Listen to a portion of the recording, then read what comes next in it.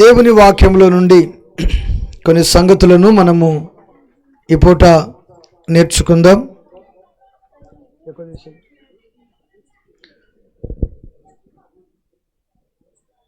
దేవుని వాక్యంలో పేతురు రాసిన పత్రిక 5వ అధ్యాయము, బైబిల్ గ్రంథంలో నుండి పేతురు రాసిన మొదటి పత్రిక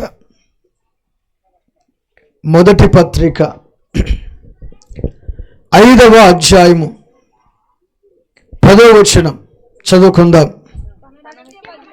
తన నిత్య మహిమకు క్రీస్తునందు మిమ్మును పిలిచిన సర్వకృపానిధియగు దేవుడు కొంచెము కాలము మీరు శ్రమపడిన పిమ్మట తానే మిమ్మును పూర్ణులుగా చేసి స్థిరపరిచి బలపరుచును. గట్టిగా చప్పట్లు కొట్టి ప్రభువును స్తుతిద్దామా. దేవుని వాక్యంలో తన నిత్య మహిమకు క్రీస్తునందు మిమ్మును పిలిచిన సర్వకృపానిధియగు దేవుడు కొంచెము కాలము మీరు శ్రమపడిన పిమ్మట తానే మిమ్మును పూర్ణులుగా చేసి స్థిరపరిచి బలపరిచే దేవుడు. ఆమేన్ చెప్పండి మంచిగా, మరోసారి చెప్పండి. ఇక్కడ తన నిత్య మహిమకు క్రీస్తునందు మిమ్మల్ని పిలిచిన సర్వకృపానిధియగు దేవుడు కొంచెము కాలము శ్రమ అన్నాడు. ఎంతకాలం శ్రమ అంట? అమ్మ నా వైపు చూడాలి తల్లి, నేను ఒక అర్ధ గంట. ఎంతకాలం అంట? కొంచెము కాలము శ్రమ. కొంచెము కాలము మీరు శ్రమ పడిన పిమ్మట తానే మిమ్ములను పూర్ణులుగా చేసి స్థిరపరిచి బలపరుస్తాడంట. దేవుని స్తోత్రం కలుగునుగాక. ఎవరు స్థిరపరుస్తారు, ఎవరు బలపరుస్తారు అంటే దేవుని వాక్యములో శ్రమలు పొందిన వారిని దేవుడు స్థిరపరిచి బలపరిచేటువంటి దేవుడై ఉన్నాడు. గట్టిగా చప్పట్లు కొడదామా, బిగర కొట్టండి. దేవుడు శ్రమ పడిన వారిని స్థిరపరుస్తాడు, బలపరుస్తాడు, ఆయన పరిపూర్ణులుగా చేస్తాడు. ఈ రాత్రికాల సమయంలో ఈ సువార్త కూడికలో కూడా దేవుని సేవకునిగా మొదటి రోజు మీకు చెప్పేటువంటి ఓ శ్రేష్టమైన మాట ఏమిటంటే కొంచెము కాలము శ్రమ అన్నాడు. ఎంతకాలం శ్రమ? ఎంతకాలం అంట? కానీ మన జీవితంలో శ్రమ ఎక్కువగా అనుభవిస్తూ ఉంటారు. శ్రమను ఎక్కువగా అనుభవిస్తూ ఉంటారు. ఈ శ్రమల వలన నలిగిపోతూ, ఈ శ్రమల వలన ఇబ్బందులు పడుతూ, ఈ శ్రమల వలన వారు కృంగిపోతూ, ఈ శ్రమల వలన దేవుని సన్నిధిలో వారు విధేయులు కాక అవిధేయులుగా మారిపోవడము, శ్రమలలో నలిగిపోవడము, ఇవన్నీ కూడా వారు జరుగుతూ ఉండటం వలన చివరికి దేవునే విడిచిపెట్టి వెనక్కు తిరిగి వెళ్ళిపోయేటువంటి వారు కూడా లోకంలో లేకపోలేదు. కానీ దేవుని వాక్యం అంటుంది, నీవు యేసుక్రీస్తును నమ్ముకున్న తర్వాత నీకు ఎన్ని శ్రమలు వచ్చినా యేసయ్యను మాత్రం విడిచిపెట్టకూడదు. ఆమేన్ చెప్పండి, మరోసారి చెప్పండి. దేవుడు అంట నిన్ను విడిచిపెట్టే దేవుడు కాడు, నిన్ను శ్రమ పెట్టే దేవుడు కాడు, నిన్ను బాధ పెట్టే దేవుడు కాడు, నిన్ను ఇబ్బంది పెట్టే దేవుడు ఎంత మాత్రమును కాడు. దేవుని స్తోత్రం కలుగునుగాక. ఎందుకంటే దేవుని వాక్యం అంటుంది శ్రమ సంభవించిన శ్రమల్లో నీవు ఆనందించు, కానీ నేను నీకు శ్రమ పెడితే కొంచెము కాలమే శ్రమ పెడతా. దేవుని స్తోత్రం కలుగునుగాక. ఎందుకంటే దేవుని వాక్యములో తన నిత్య మహిమకు క్రీస్తునందు మిమ్మల్ని పిలిచిన సర్వకృపానిధియగు దేవుడు కొంచెము కాలము మీరు శ్రమ పడిన పిమ్మట తానే మిమ్మల్ని పూర్ణులుగా చేసి స్థిరపరిచి బలపరుస్తాడు అని రాయబడింది. చూడండి, అందుకని దేవుని వాక్యములో అదే పేతురు రాసిన పత్రిక 1వ అధ్యాయం 6వ వచనంలో ఓ శ్రేష్టమైన మాట ఉంటుంది. ఇందువలన మీరు మిక్కిలి ఆనందించుచున్నారు గాని అవసరమును బట్టి నానా విధములైన శోధనల చేత ప్రస్తుతమున కొంచెము కాలము మీకు దుఃఖము కలుగుచున్నది. ఎంతకాలం దుఃఖం కలుగుతుందంట? చెప్పాలమ్మా. ఎంతకాలము? కొంచెం కాలము. నానా విధములైన శ్రమల వలన, శోధనల వలన మీరు కృంగిపోవచ్చు, నలిగిపోవచ్చు, కానీ కలవరపడకండి అంటున్నాడు ఇక్కడ. దేవుని స్తోత్రం కలుగునుగాక. ఇందువలన మిక్కిలి ఆనందించుచున్నారు కానీ అవసరమును బట్టి నానా విధములైన శోధనల చేత ప్రస్తుత కాలము కొంచెం కాలము మీకు దుఃఖము కలుగుచున్నది. ఎంతకాలం దుఃఖం కలుగుతుందంట? అమ్మ చెప్పాలి. ఎంతకాలం దుఃఖం కలుగుతుంది? యేసు ప్రభు నమ్ముకుంటే కష్టాలు పోతాయి, శ్రమలు పోతాయి, అన్ని బాధలు పోతాయి అని చెప్పినటువంటి పాస్టర్లు, అవునా కాదా? మేము కూడా చెప్తాం పోతాయి. కానీ ఎప్పుడు పోతాయి తెలుసా? వాటిని శ్రమలు వచ్చినప్పుడు ఓర్చుకొని జయించగలిగినటువంటి కృప నీకు ఉన్నప్పుడు నువ్వేమవుతావంటే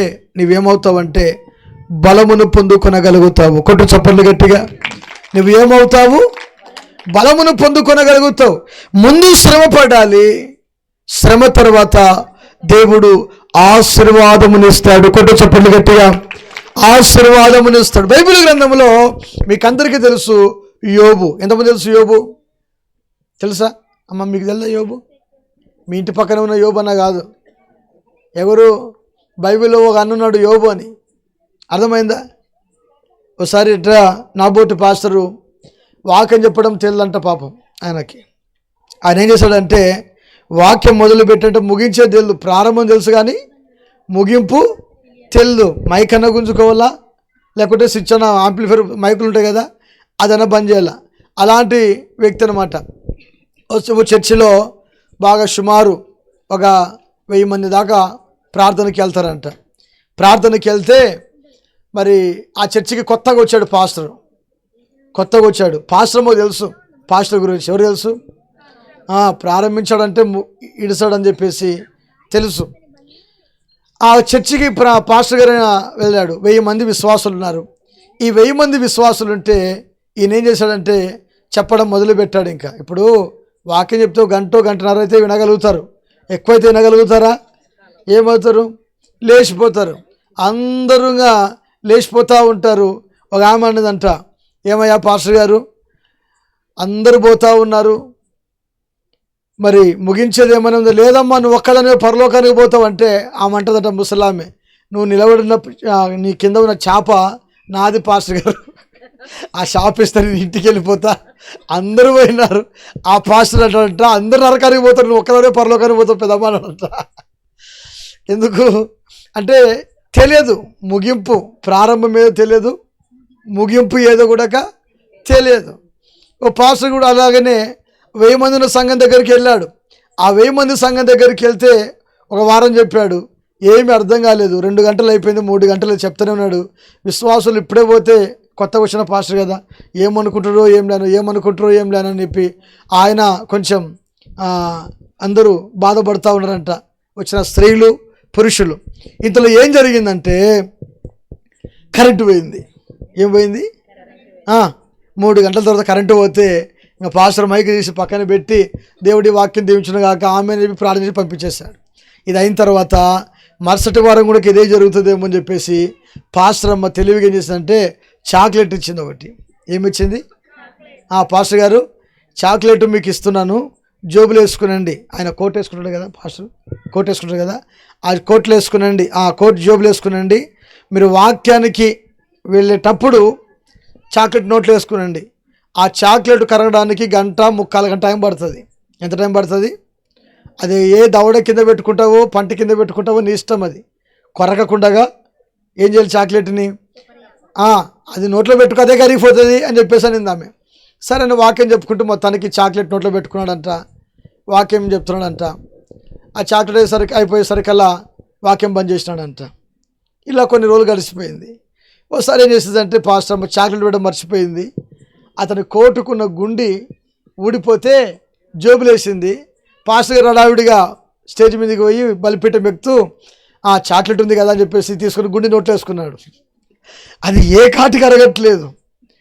2 గంటలైంది, 3 గంటలైంది. విశ్వాసం మళ్ళీ మొదటికే వచ్చాడు రా పాస్టర్ అయ్య అని భయపడిపోతున్నారంట. అంటే తెలియదు. శ్రమల కాలము, శోధన కాలము, ఈ శ్రమల కాలములో క్రైస్తవ విశ్వాసి తెలుసుకోవాల్సినటువంటి సంగతులు ఎన్నో ఉన్నాయి. అర్థమవుతుందా మీకు?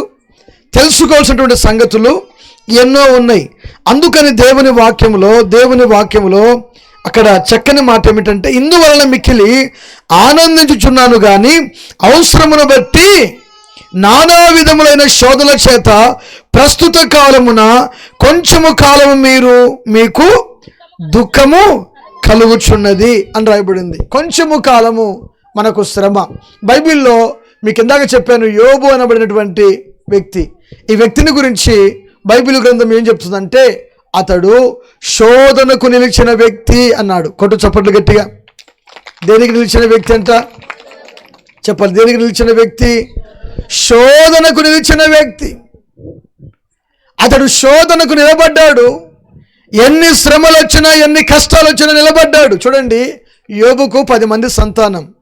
ఈ 10 మందిలో 3 కుమార్తెలు, 7 మంది కొడుకులు. అర్థమవుతుందా? ఎంతమంది కొడుకులు? 7 మంది కుమారులు, 3 కుమార్తెలు. ఈ 3 కుమార్తెలు, 7 మంది కొడుకులు ఒక ఇంట్లో భోంచేస్తుంటే వీళ్ళంతా ఊడి 10 మంది ఒకేసారిగా చనిపోయారు. ఆయనకి ఎంత బాధ ఉంటుందండి. కడుపున పుట్టిన ఒక పిల్లగాడు చనిపోతేనే, అవునా కదా? ఒక పిల్లగాడు చనిపోతేనే ఎంతో వేదన పడతామే. వయసు వచ్చిన కుమారులు, కుమార్తెలు ఒక ఇంట్లో భోజనము చేస్తూ ఉంటే ఆ ఇల్లంతా కూడా ఒక్కసారిగా కుప్పకూలిపోయింది. యోబు గారి శ్రమ మామూలుగా లేదు. దేవుని వాక్యం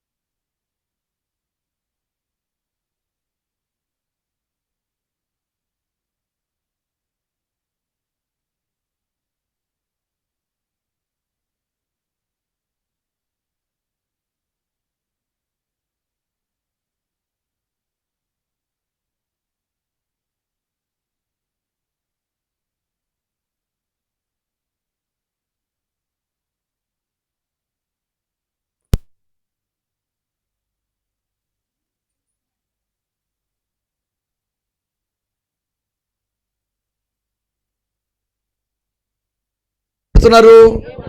యోబు భార్య మాట్లాడినప్పుడు యోబు గద్దించి చివరికి చేసినటువంటి ఓ శ్రేష్టమైన పని ఏమిటంటే ఆమె మారింది, ప్రభువుని నాకు తెలుసుకుంది.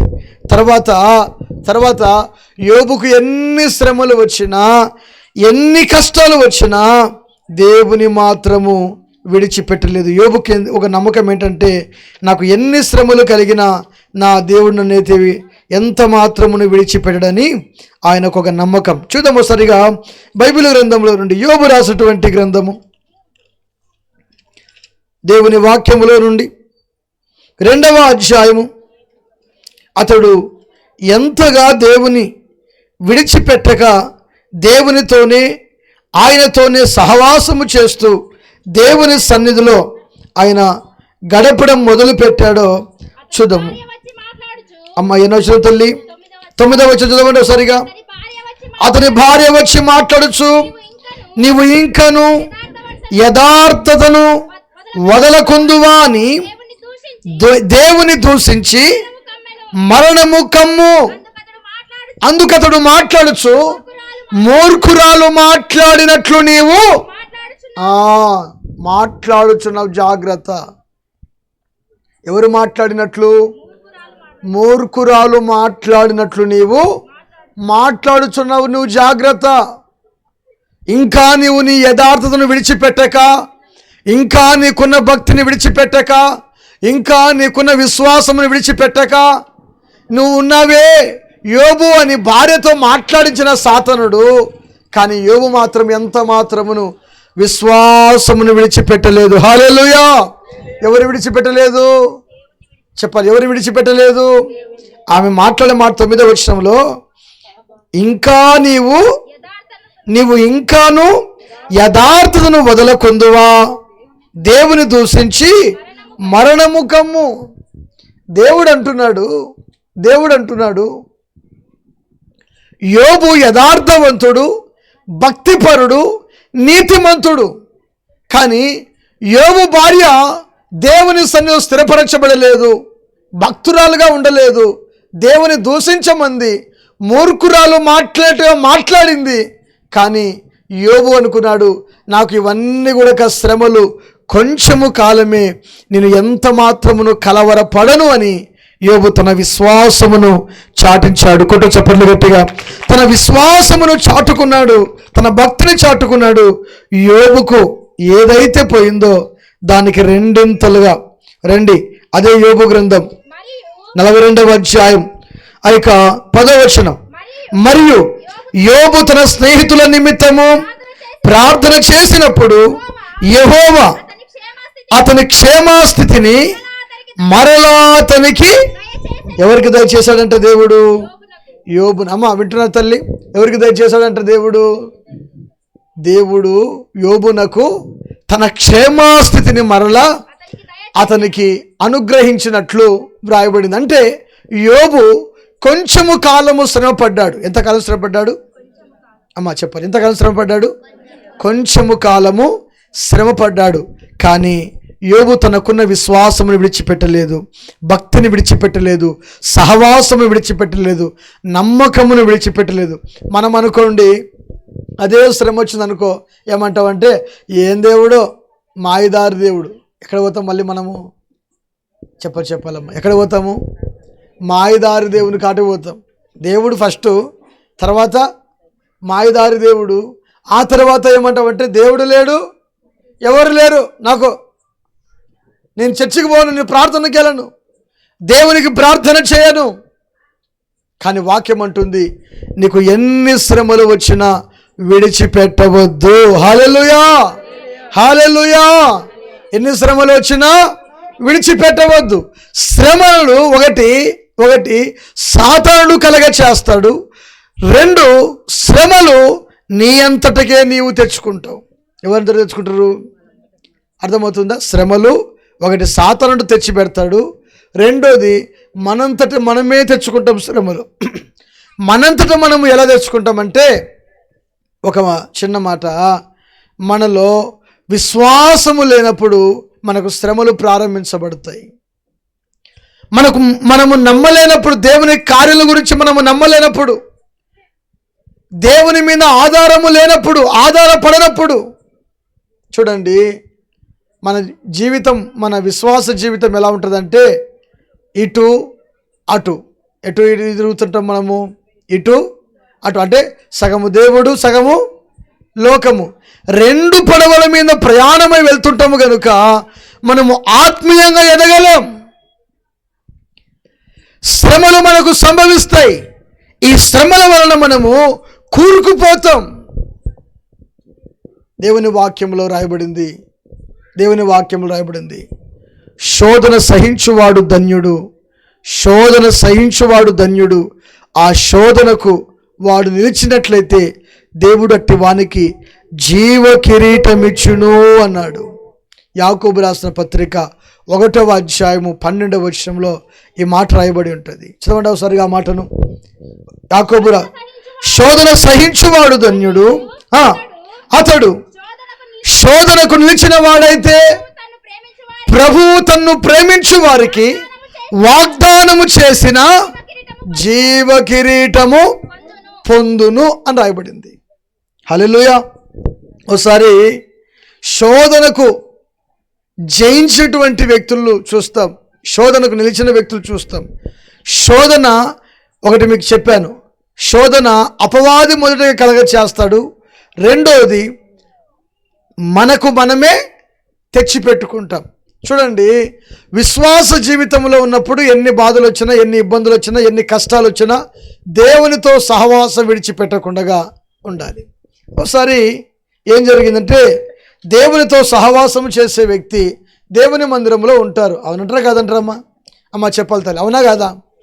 ఓసారి ఏం జరిగిందంటే, ఓసారి ఓ సేవకుడు, మా పాస్టర్ గారు సంసోన్ అని మా గురువుగారు ఉన్నారు, అయితే దోర్నాల ప్రాంతంలో సేవ చేస్తారు. ఒక ఆమె చర్చికి రాలేదంట. ఆమె ప్రార్థనకు రాకుండా మొత్తానికి ఏ ఊరికో ఆ ప్రయాణమై వెళ్ళింది. ప్రయాణమై వచ్చి ఆమె బస్టాండ్లో ఉంది. ఏ ఊరికో, మొత్తం చర్చికి రాలేదు. మా పాస్టర్ గారు కూడా వాక్యము చర్చిలో బోధించి వేరే ఊరికి సువార్తకని వెళ్తున్నాడు. వెళ్తూ ఉంటే ఆమె ఎంత దూరాన బస్టాండ్లో ఉంది. ఈయన మా పాస్టర్ గారు బస్టాండ్ దగ్గర నిలబడ్డారు, బస్సు కోసం వెయిట్ చేస్తున్నారు. ఆమెను చూసి, అమ్మ వందనాలమ్మా పలకరిద్దామని దగ్గరికి పోతే ఆమె దగ్గరికి రాకుంది, దూరంగా ఉంది. ఎందుకమ్మా దూరంగా ఉన్నావు? పాస్టర్ గారు నేనమ్మా అని అయ్యగారు పిలిచినప్పుడు ఆమె దగ్గరికి వచ్చి అప్పుడు మాట్లాడుతుందంట. అయ్యా చెప్పండి అయ్యా, నన్ను పిలిచారు. అదేమ్మా చర్చికి రాలేదు, ఎందుకమ్మా? ఏమొస్తామండి పాస్టర్ గారు చర్చికి, దేవుని నమ్ముకున్నాము కానీ మాకు శ్రమలు, దేవుని నమ్ముకున్నాము మాకు ఇబ్బందులు. అయితే నువ్వేం చేసావు? శ్రమలు నీకు వచ్చినప్పుడు దేవునికి ప్రార్థన చేయుట నీవు మరువకూడదు. హల్లెలూయా. దేవుని మందిరాన్ని మరువకూడదు. శ్రమలు వచ్చాయని ఇంట్లో ఉంటే శ్రమలు పోతాయా? అమ్మ చెప్పాలి తల్లి, శ్రమలు వచ్చాయని ఇంట్లో ఉంటే శ్రమలు పోతాయా? పోవు. శ్రమలు పోవాలంటే ఒకటి ప్రార్థన జీవితము కలిగి ప్రార్థనలో మనం ఎక్కువగా దేవుని సన్నిధిలో గడిపినప్పుడు శ్రమలను దేవుడు తొలగిస్తాడు. హల్లెలూయా. మనము ఆరాధించేటువంటి మన దేవుడు ఎవరు అంటే, శ్రమల నుండి విడిపించి ఆయన శాశ్వతమైనటువంటి సంతోషమును అనుగ్రహిస్తాడు. తల్లి ప్రభువు నమ్ముకోండి అని చెప్పేసి అన్నారు. ఇంతకు అమ్మ ఎక్కడికి వెళ్తున్నావమ్మా అని అడిగితే, పక్కన చిన్న పాప ఉంది, మేము పాస్టర్ గారు మేము బయటికి వెళ్తున్నాం లేండి అనింది. అంతలో ఆ పాప అంటది, లేదండి పాస్టర్ గారు, మా అమ్మ నేను సినిమాకి పోతున్నాం. ఎక్కడ పోతున్నారు? సినిమాకు పోతున్నాం. అంటే సినిమాకు పోయితే నీ శ్రమలు తీరుతాయా? ఏమ్మా వింటున్నారా? ఎక్కడికి వెళ్తున్నారు? మనలో కూడా చాలామంది దేవుని సన్నిధికి రాకుండా దేవుని మందిరమును ఎగరగొట్టి లోక సంబంధమైనటువంటి సినిమాల వైపు, సీరియళ్ళ వైపు లోకానుసారంగా తిరుగుట వలన చివరికి ఏం జరుగుతుందంటే మన పరిస్థితి చాలా దారుణంగా ఉంటుంది. గనుక శోధన సహించువాడు ధన్యుడు, అతడు శోధనకు నిలిచిన వాడైతే ప్రభువు తన్ను ప్రేమించిన వారికి వాగ్దానము చేసిన జీవ కిరీటము పొందుకుంటాడు. గనుక మొదటిగా నీ విశ్వాసం విడిచిపెట్టకూడదు. దేవునితో నీకు సహవాసం ఉండాలి. ఎవరితో సహవాసం ఉండాలి అమ్మ చెప్పాలి? ఎవరితో సహవాసం ఉండాలి? దేవునితో సహవాసం ఉండాలి, ప్రార్థన జీవితం ఉండాలి, వాక్య అనుభవం ఉండాలి, వాక్యములో ఎదుగుదల నీవు ఉండాలి. దేవుని వాక్యం అంటుంది ఎప్పటి కూడా విశ్వాసమును విడిచిపెట్టకూడదు. హల్లెలూయా.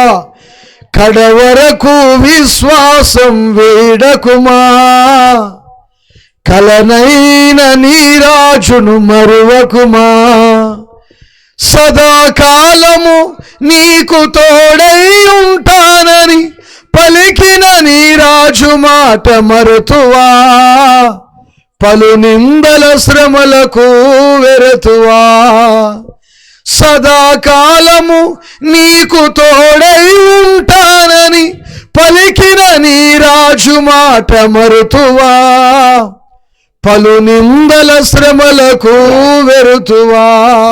ఆమేన్. అంటే శ్రమలకు వెరవకూడదంట. దేనికి వెరవకూడదంట? మనము శ్రమలకు. అమ్మా ఈరోజు మీకు చెప్పే మాట ఏమిటంటే, క్రైస్తవులు చిన్న చిన్న వాటి విషయంలో తొలగిపోయి భ్రష్టాత్మ కలిగి దేవుని కృపకు దూరం అయిపోతున్న చిన్న చిన్న వాటికి. దేనికి అర్థమవుతుందా? ఊర్లో ఉంట క్రిస్మస్ పండుగ వచ్చిందంట. పండుగ రోజున భార్య భర్తలు ఇద్దరు గొడవపడి ఆమె మిషన్ మీద తీసుకొచ్చుకున్నటువంటి బ్లౌజులు తీసుకొచ్చి ఫోయిలో పాడేసింది. ఎక్కడ పాడేసింది? ఎవరి మీద కోపము? అంటే కనీసం పండగ పుట్టిన ప్రభుని గణపరచాలిగా, అది కూడా లేదే. దేవుని ఆరాధించడానికి కూడా ఇష్టం లేదు, దేవుని మహిమపరచడానికి కూడా ఇష్టం లేదు. నామోషి చిన్న చిన్న వాటికే వారు తొలగిపోతున్నారు. ఎక్కడ తొలగిపోతున్నారంటే విశ్వాసంలో తొలగిపోతున్నారు. హల్లెలూయా. యోబు విశ్వాసంలో తొలగిపోలేదండి. ఎవరు తొలగిపోలేదు చెప్పండి? ఎవరు తొలగిపోలేదు? యోబు విశ్వాసంలో తొలగిపోలేదు, యోబు భక్తిలో తొలగిపోలేదు, యోబు నమ్మకంలో తొలగిపోలేదు, యోబు ప్రార్థన చేయటంలో తొలగిపోలేదు. అందుకని ఈ కడవరి దినాల్లో మనం ఉన్నాం కనుక మనము ఏ విధంగా ఉండాలంటే శ్రమను సహించేటువంటి వ్యక్తులుగా, శ్రమను జయించేటువంటి వ్యక్తులుగా మనము ఉన్నప్పుడు మనమందరము కూడా ఆశీర్వదించబడతాము. ఒకటి చెప్పండి గట్టిగా సరిగా పెట్టండి.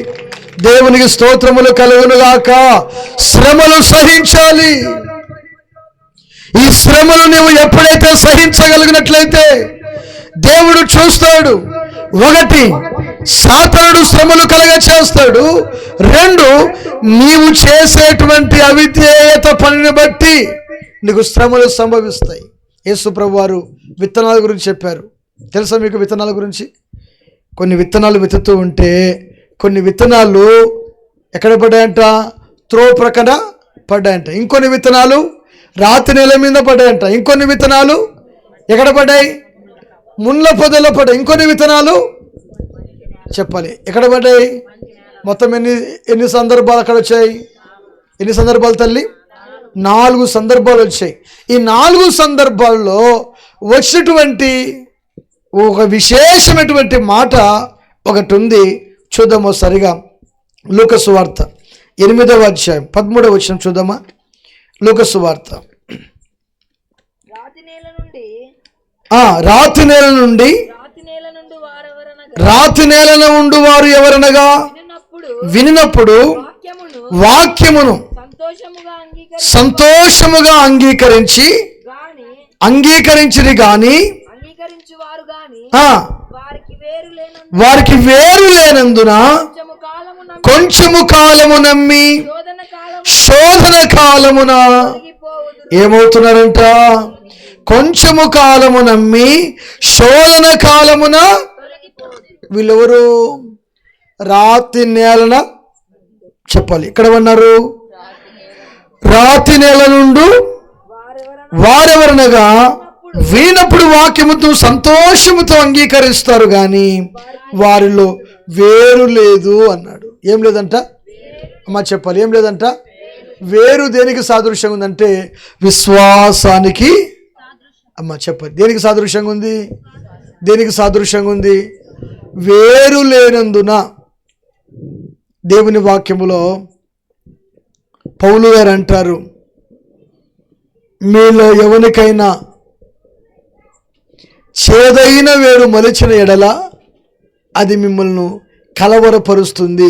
ఏ వేరు అమ్మ చెప్పాలి? ఏ వేరు? చేదైన వేరు. కానీ మంచి వేరు విశ్వాసముతో ఉన్న వేరు. ఈ విశ్వాసముతో ఉన్న వేరు గనక నీ హృదయములో ఉంటే నువ్వు అంటు కట్టబడతావు. కొట్టు చప్పట్లు కట్టవు సరిగా. నువ్వు అంటు కట్టబడతావు, నువ్వు ఆశీర్వదించబడతావు, నువ్వు వర్ధిల్లుతావు.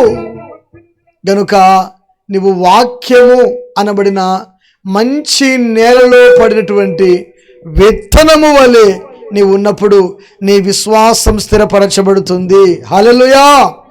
ఏం స్థిరపరచబడుతుంది అమ్మ చెప్పాలి? ఏం స్థిరపరచబడుతుంది? విశ్వాస జీవితంలో తొలగిపోకూడదు, సన్నగిల్లకూడదు. విశ్వాస జీవితంలో నలిగిపోకూడదు. శ్రమలు వచ్చినప్పుడు నీవు ఎంత శ్రమలు వచ్చినా నీలో వేరు, ఈ వేరుంది కదా, వాక్యము అనబడిన వేరు. ఈ వేరు నీ హృదయములో ఫలించినప్పుడు, నీ హృదయములో అంటు కట్టబడి నాటబడినప్పుడు అది మహావృక్షముగా ఎదుగుతారు వాళ్ళు. ఇంకో మాట చెప్పి నేను ముగిస్తాను. బైబిల్ గ్రంథంలో నయోమి అనబడిన స్త్రీ ఉంది. తెలుసా అంటే మీకు నయోమి? బైబిల్లో నయోమి భర్త వాళ్ళు చాలా మంచి వ్యక్తులే, దేవుని నమ్ముకున్న వ్యక్తులే. కానీ వారు బెత్లెహేము నుండి మోయాబు దేశానికి వెళ్ళారు. ఎక్కడి నుంచి ఎక్కడికి వెళ్ళారు అమ్మ చెప్పాలి? ఎక్కడి నుంచి వెళ్ళారు? నేను ముగిస్తాను. నిద్రపోతున్న వాళ్ళు స్తోత్రం చెప్పండి. నిద్రపోతున్న వాళ్ళు స్తోత్రం చెప్పండి. ఉన్నారా? అర్థమవుతుందా మీకు? ఇప్పుడు బెత్లెహేము నుండి ఎక్కడికి వెళ్తుందంట? ఆమె మోయాబు దేశానికి వెళ్ళింది. ఆమెకు కుమారులు, ఆమె భర్త. ఆమెకు ఎంతమంది పిల్లలు? 2 కుమారులు, భార్య భర్త ఇద్దరు కూడా కలిసి, వాళ్ళు నలుగురు కలిసి ప్రయాణమై మోయాబు ప్రాంతానికి వెళ్ళారు. ఈ మోయాబు ప్రాంతానికి వెళ్తే మోయాబు ప్రాంతం ఎలాంటిదంటే శపితమైనటువంటి ప్రాంతం. అది ఎలాంటి ప్రాంతం? అది చెప్పాలి. ఎలాంటి ప్రాంతం అది? శపితమైన ప్రాంతం. ఈ శపితమైన ప్రాంతానికి మోయాబునకు భార్యాభర్త 2 కుమారులు కలిసి వారు వెళ్ళిపోయారు. వారు వెళ్ళిపోయిన తర్వాత అక్కడ ఏం జరిగిందంటే, క్రీస్తునందు ప్రియ దేవుని ప్రజలరా గమనించాలి, ఆ ప్రాంతంలో కుమారులు పెరిగి పెద్దవాళ్ళయ్యారని భార్యాభర్తలు ఇరువురు ఆ దేశపు స్త్రీలనే వివాహము చేశారు. వివాహము చేసిన తర్వాత కొంతకాలానికి ఆ ఇంట్లోటువంటి భర్త అంటే నయోమి భర్త చనిపోయాడు. చనిపోయిన తర్వాత 2 కుమారులు ఉన్నారు. ఆ 2 కుమారులు కూడా ఒకరి తర్వాత ఒకరు చనిపోయారు. అంటే 3 పురుషులు 3 స్త్రీలు ఉన్న ఇంట్లో చివరికి 3 స్త్రీలే ఉన్నారు, 3 పురుషులు. అర్థమవుతుందమ్మా మీకు? 3 పురుషులు లేరు. నా వైపు చూడాలి. 3 పురుషులు లేరు, చనిపోయారు. కారణం ఏమిటంటే ఆ ప్రాంతంలో ఏదో ఒక జబ్బు వచ్చింది. ఆ జబ్బుకు అందరూ చనిపోయారు, ఒకరి తర్వాత ఒకరు. కానీ నయోమి అనుకుంది, నేను బెత్లెహేము అనగా మా ఊరు, సొంత ఊరిలో బంధువులు ఉంటారు, సొంత ఊరిలో ఇంకా అన్నదమ్ములు, అక్క చెల్లెళ్ళు, ఇంకా పెదనాళ్ళు, పెద్దమ్మలు, చిన్నాన్నలు, చిన్నమ్మలు ఉంటారా సొంత ఊరిలో? పలకరి చెప్పారు మీరు, అవునా కదమ్మా? సొంత ఊరిలో ఎంతోమంది బంధువులు ఉంటారు. ఆ బంధువులందరినీ కాదనుకొని, నా వారందరూ కూడా నేను కాదనుకొని ఈ ప్రాంతానికి వచ్చి నా కడుపున పుట్టిన నా బిడ్డలను, నా కుమారులను పోగొట్టుకున్నాను, కట్టుకున్న నా భర్తను పోగొట్టుకున్నాను, నేను నా కోడలు విధవరాలుగా మారిపోయామే, అయ్యో పరిస్థితి ఏమిటి అని ఆమె ఎంతో వేదన పడుతూ కృంగిపోతూ ఉంది. ఒక రోజున కోడళ్ళ దగ్గరికి వచ్చి, అమ్మా మీరు ఇంకా యవన కుమార్తెలే కదా, మీరు మీ తండ్రుల ఇంటికి వెళ్ళండి, నాదేముంది, నేను ముసల్దాన్ని, నేను వెళ్ళిపోతా, నేను మా ఊరికి వెళ్ళిపోతాని ఆమె మూట ముళ్ళంతా కూడా సర్దుకొని మూట కట్టుకొని ప్రయాణమై సర్దుకుందంట. అంత సర్దుకునేసరికల్లా అమ్మ ఏం జరిగిందంటే, పెద్ద ఆమె అంటదంట, అత్తమ్మ నువ్వు చెప్పావు కదా నేను వెళ్ళిపోతానులే అని చెప్పేసి పెద్ద కోడలు అత్తకు ముద్దు పెట్టి వెళ్ళిపోయిందంట. ఏ కోడలు వెళ్ళిపోయింది? పెద్ద కోడలు ముద్దు పెట్టి వెళ్ళిపోయింది. చిన్న కోడలు ఉంది కదా, చిన్న కోడలు, ఈ చిన్న కోడలు చేసిన పని ఏమిటంటే, అత్తమ్మా నీ దేవుడే నా దేవుడు, నీ జనమే నా జనము, నీ బంధువులే నా బంధువులు, నువ్వు ఎక్కడ మృతి పొందుతావో నేను కూడా అక్కడే మృతి పొందుతాను, దయచేసి నువ్వు రావద్దు అని మాత్రము చెప్పవద్దు అని రూతు హత్తను హత్తుకుంది. అర్థమవుతుందా? హత్తుకుంది అంటే రూతుకు ఆలోచన, ఈ వయసులో కనుక నేను మా అత్తను విడిచిపెట్టి వెళ్ళిపోతే, ఆమెకు భర్త లేడు, కుమారులు లేరు, ఆమె పరిస్థితి ఏంటి, ఆమెకు ఎవరు తోడుగా ఉంటారు, ఆమెను ఎవరు ఆదరిస్తారు, ఆమెను ఎవరు ధైర్యపరుస్తారు, ఆమె వెంటే నేను ఉండాలి అనేటువంటి ఓ నిక్కచ్చితమైనటువంటి విశ్వాసం. హల్లెలూయా.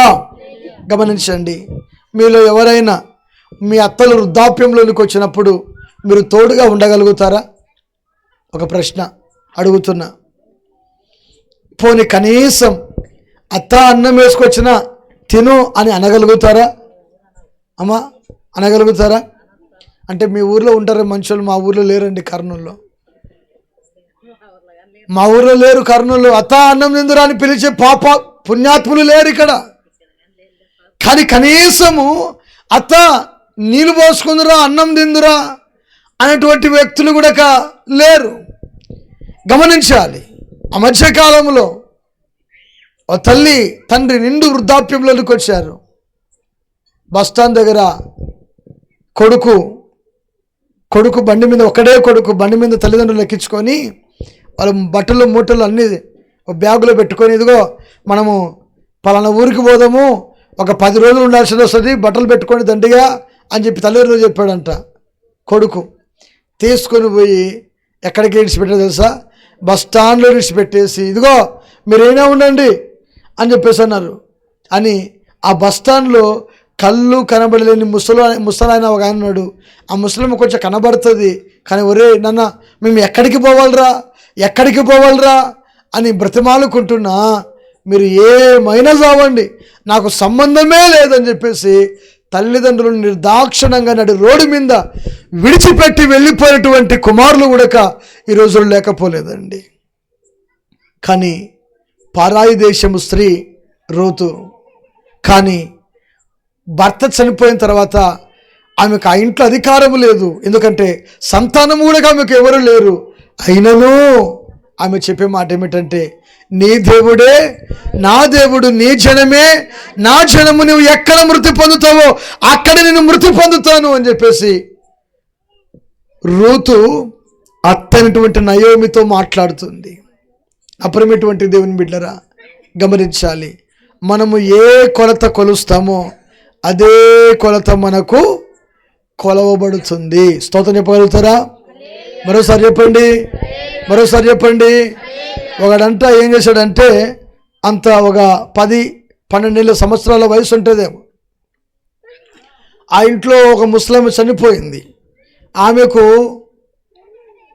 సిల్వర్ ప్లేటు లొక్కులు పోయింది, సిల్వర్ సొమ్ము తెలుసా మీకు? తెలుసు కదా సొమ్ములు, ప్లేట్లు. ఆ సొమ్ములో నీళ్ళు, ఆ సొమ్ములో అన్నము, ఆ కంచము, ఆ సొమ్ము అలాగే ఆమె మంచం దగ్గరనే పెట్టారు. ఆమె చనిపోయిన తర్వాత పోయేటప్పుడు పెట్టుకొని పోదాం అనుకుని మర్చిపోయినారు. శవం ఎత్తుకుపోయారు, సమాధి చేశారు, వచ్చారు, అది అక్కడే ఉంది. ఇల్లు శుభ్రం చేద్దామని చెప్పేసి ఇల్లు శుభ్రం చేసే కాటికి పోయేటప్పుడు పిల్లోని పిలిచి ఆ ఇంట్లో ఉన్న ఆమె, రే ఈ సొమ్ము ఈ ప్లేటు ఇది మీ జేజిదిరా, తీసుకుని పోయి అక్కడ పాడేసిరా పో అని ఆ పిల్లోడికి చెప్పిందంట. ఆ పిల్లోడు అంటాడంట, అమ్మా మా జేజికి నువ్వు ఇదే ఇచ్చావు కదా, ముసలిగైందని. రేపొద్దున నువ్వు ముసలిగైతే మరి నీకెవరి ఇది నేను దొరకదో సిల్వర్ది ఉండని. ఆ పిల్లోడు ఎవరికి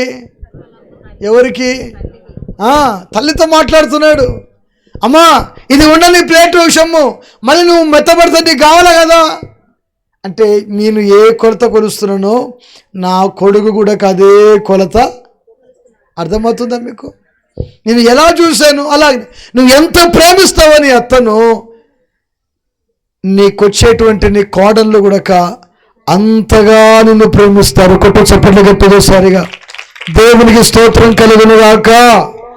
నయోమికి ఎన్నో శ్రమలు వచ్చాయి, రూతుకు ఎన్నో శ్రమలు వచ్చాయి. అయినను వారు నీ దేవుడే నా దేవుడు, నీ జనమే నా జనము, నీ బంధువులే నా బంధువులు, నువ్వు ఎక్కడ మృతి పొందుతావో నేను అక్కడ మృతి పొందుతాను, నేను విడిచిపెట్టను అని మాట్లాడుతున్నాడు. నా ప్రియమైనటువంటి దేవుని ప్రజలారా, దేవుని సేవకునిగా నేను మీకు చెప్పేటువంటి ఓ శ్రేష్టమైనటువంటి మాట ఏమిటంటే, దేవుని విడిచిపెట్టలేనంత కాలము మీకు ఎన్ని శ్రమలు వచ్చినా ఎన్ని బాధలు వచ్చినా దేవుడు మిమ్మల్ని సురక్షితముగా కాపాడుతాడు. హల్లెలూయా! ఎలా కాపాడుతాడు ప్రభు? మిమ్మల్ని సురక్షితముగా కాపాడుతాడు. మనము ఆరాధించే మన దేవుడు ఎవరు అంటే కాపాడేటువంటి దేవుడు. మనము ప్రార్థన చేసే మన దేవుడు ఎవరు అంటే ఆయన ఆరాధనకు యోగ్యుడు, ఆరాధ్య దైవమైన క్రీస్తు. ఆ క్రీస్తులో నీవు నేను మనమందరము కూడా స్థిరపరచబడి, బలపరచబడి, అభివృద్ధి చెంది ఆశీర్వదించబడిన వ్యక్తులుగా మనం ఉండాలి. హల్లెలూయా! అంతేగాని మన జీవితంలో దేవుని విడిచిపెట్టి శ్రమల పాలై దేవునికి దూరం అయిపోయి ఇష్టానుసారంగా జీవించామనుకోండి, ఖచ్చితంగా అపవాది మనల్ని ఏరి పారేస్తాడు. చూడండి సరిగా ప్రకటన గ్రంథం 12వ అధ్యాయం 12వ వచనంలో ఒక మాట చెప్పి నేను ముగిస్తాను. ప్రకటన గ్రంథం 12వ అధ్యాయం 12వ వచనం, అందుచేత పరలోక నివాసులారా ఉత్సహించుడి, భూమి సముద్రమా మీకు శ్రమ, అపవాది తనకు సమయము కొంచెమే అని తెలుసుకొని బహు క్రోధము గలవాడై మీ వద్దకు దిగి వచ్చి ఉన్నాడని చెప్పాను. చూడండి, పరలోకమా, ఇంకా పరలోక నివాసులారా ఉత్సహించుడి, భూమి సముద్రము మీకు శ్రమ, అపవాది తనకు కొంచెమే. ఎవరికి అమ్మా చెప్పాలి తల్లి? ఎవరికి అయ్యా చెప్పనా? చూడాలి, ఎవరికి? అపవాదికి, సాతానుకు సమయము కొంచెమేనని ఏం చేస్తున్నాడు? అపవాది తనకు సమయము కొంచెమేనని తెలుసుకొని వాడు చేసే పని ఏంటంటే బహు క్రోధము గలవాడై మీ యొద్దకు దిగొచ్చాడు. దిగి రాలేదా? ఏమ్మా పలకరే అమ్మ, నిద్రపోతున్న చెప్పాలి. దిగొచ్చాడు దిగి రాలేదా? అయ్యా చెప్పాలమ్మా, దిగొచ్చాడు దిగి రాలేదా? రెండు చేతుల పైకైతే స్తోత్రం చెప్పండి. హల్లెలూయా! బోలో యేసు మహారాజుకే, రాజుల రాజుకే దేవునికి మహిమ కలుగునుగాక. ఎక్కడ దిగొచ్చాడు? మీ యొద్దకే. దిగి రాలేదా? పలకరే. వాడు మీ పక్కనే కూర్చున్నాడు, మీకు తెలుసు. వాడు మీ పక్కనే కూర్చొని ఏం చేస్తాడు తెలుసా? నిద్రపో తల్లి ప్రశాంతంగా, పగులంతా కూడా పని చేసావు కదా. వాడు జోగొడతాడు. నిద్రపోయేటప్పుడు వాక్యం వినబడుతుందా? పలకరే. వినబడుతుందా? ఇప్పుడైనా మీరు పరీక్షించినారా? నిద్రపోతే వాక్యం ఎవరికైనా వినబడుతుందా? కురుకుపాట్లు పడుతుంటే వాక్యం వినబడుతుందా? చెప్పాలి, నాకు చెప్పాలి. కురుగుపాట్లు పడుతుంటే వాక్యం వినబడుతుందా? వాక్యం పొరపాటున కూడా చెవులు గీమంటాయి ప్రశాంతంగా. అంటే ఇంత పెద్ద బాక్సులు పెట్టినా, ఇంత గోలగోల ఉన్నా, అయినా నువ్వు నిద్రపోతున్నావంటే సాతానుడు నీ చెవులు ఏం పెడుతున్నాడు? దూది పెడితే వినబడుతుంది. కానీ వాడు సీసం పోస్తున్నాడు. ఏం పోస్తున్నాడు? వాడు దిగొచ్చాడు. ఒకసారంట ఓ పెద్ద సాతాను సైన్యానికి పెద్ద సభ జరుగుతుందంట. ఆ సభ జరుగుతుంటే అందరూ చెప్తున్నారు, సాతాన్లో అక్కడికి వచ్చిన వాళ్ళందరూ దయ్యాలే.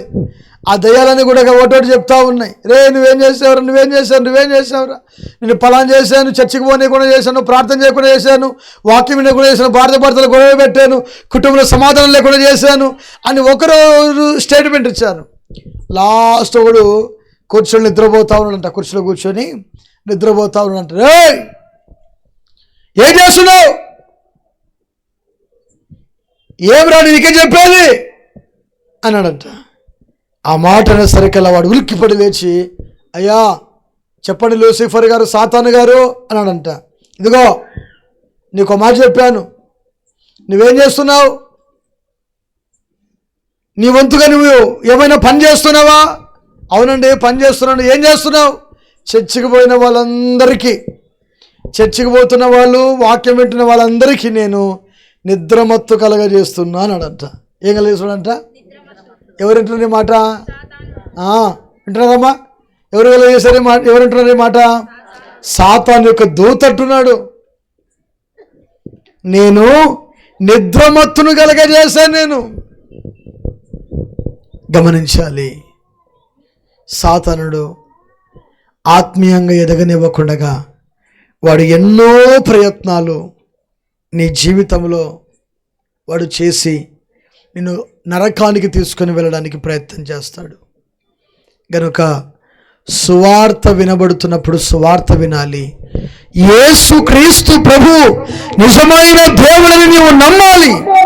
నమ్మి మారు మనసు పొంది పాప క్షమాపణ పొంది బాప్తిస్మము తీసుకొని ప్రభువులో నీవు ఎదగాలి. హల్లెలూయా. ఎప్పుడు ఎదగాలి? ఎక్కడ ఎదగాలి? ప్రభువులో నీవు ఎదగాలి. ప్రభువులో నీవు ఎప్పుడైతే ఎదుగుతావో అప్పుడు నీవు ఆశీర్వదించబడతావు, దీవించబడతావు. నీ చేతి పనులన్నీ కూడా వర్ధిల్లుతాయి. హల్లెలూయా. గనుక శ్రమ సంభవించిందని దేవుని సన్నిధికి దూరం కాకూడదు. శ్రమ సంభవించిందని ప్రార్థన జీవితం మానుకోకూడదు. శ్రమ సంభవించిందని సహవాసమును విడిచిపెట్టకూడదు. ప్రభుతో నీకున్నటువంటి ఐక్యతను వదులుకోకూడదు. అలా ఉండక ప్రభులో మీరు అంటు కట్టబడి జీవించాలని దేవుని సేవకునిగా నేను మీకు తెలియజేస్తూ ఈ మాటలు ముగిస్తున్నా. దేవుడు తన పరిశుద్ధ వాక్యము దీవించునుగాక. ఆమేన్. చిన్న ప్రార్థన చేసుకుందాం. ప్రేమగల తండ్రి, పరిశుద్ధమైన దేవ, ఇంతవరకు నీ బిడ్డలు విన్న నీ మాటలు వాళ్ళ హృదయాలు స్థిరపరిచి ఆశీర్వదించి వర్ధిల్ల చేయమని యేసుక్రీస్తు నామములో ప్రార్థన చేయుచున్నాను తండ్రి. ఆమేన్. మంచి